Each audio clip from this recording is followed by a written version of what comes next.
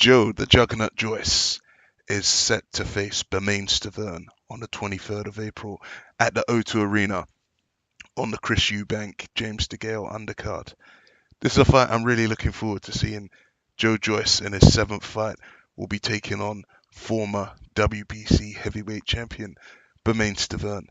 This is a fight that most people will expect Joe Joyce to win, and it's more about how he wins and how he looks in this fight. Joe Joyce is the clear favourite for this. Bermane Stiverne, the last time we saw him, Deontay Wilder was knocking 7 bells out of him. I believe that was sometime around the back end of 2017. Bermane Stiverne, some people say he was quite fortunate to be in a position to fight for that vacant WBC title that Vitaly Klitschko had vacated. But clearly, we all saw what sort of champion he was. Deontay Wilder, even though he never knocked him out in January 2015, he beat him unanimously, um, and he took him to school. And in their rematch, he knocked him down 3 times and finished him off within a round. I don't think that Joe Joyce will take him out as quickly as Deontay Wilder did, but I do think that this fight should last less than 6 rounds. Joe Joyce for me is, I love the Joe Joyce story.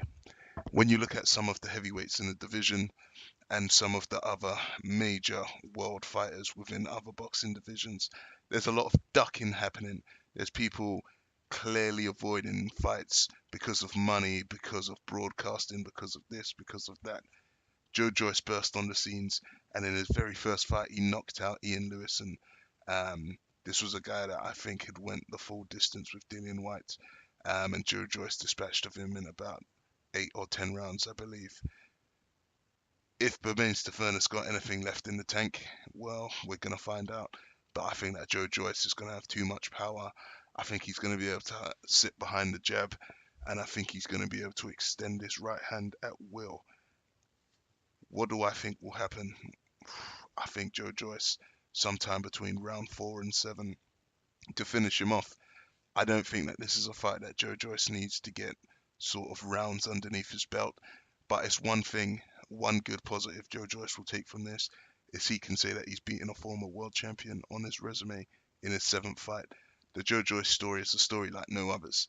If you don't know about Joe Joyce, he got into professional boxing at the age of about 31 or 32.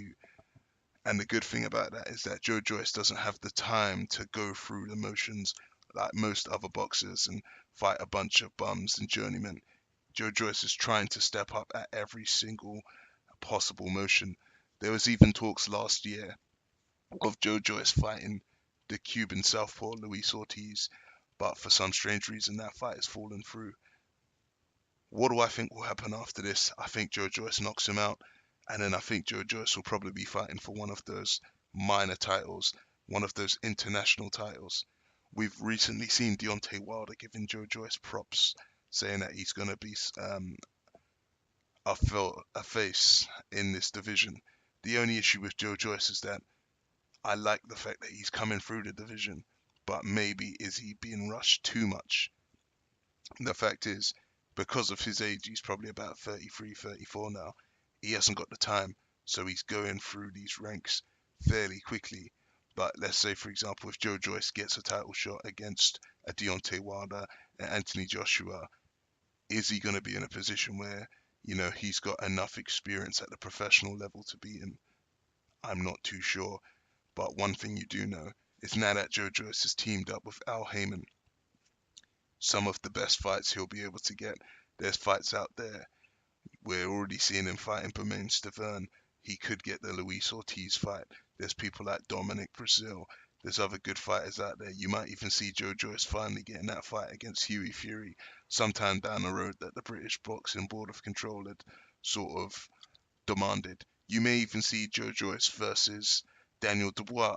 So there's a lot of options. I think him leaving David Hayes' stable is definitely going to give him better opportunities. Let me know what you think. If you like this video or any of the other videos that I've posted, please like, subscribe, and hit the bell notification. I just want to say thank you. This channel's less than 2 days old and I've already got a couple of subscribers. Spread the word and I'm going to keep making videos for you guys. Thank you.